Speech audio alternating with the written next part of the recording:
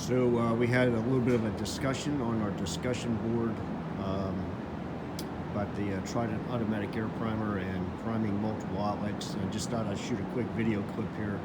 A bunch of different ways of setting it up. Take a look at this. This is a 2016 Pierce Aero XT pumper. It has a Hale QMax rated at 1,500 gallon a minute. It has a single Trident air primer on it.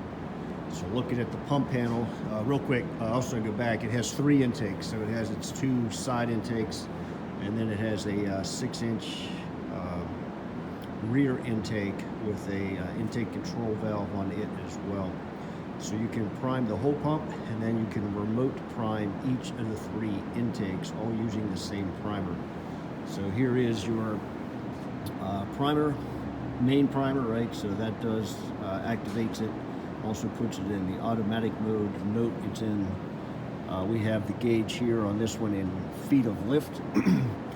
Then you have driver's side, which is left side of the rig. So this remote primer here will prime ahead of that valve.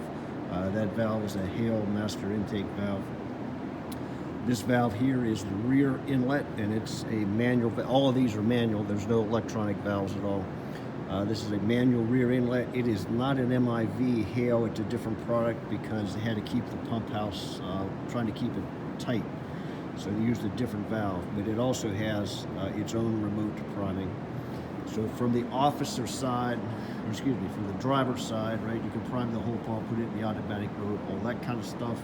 You can also then prime ahead of the valve if you want to, if you're bringing additional lines on board. And the other primer button is on the officer side.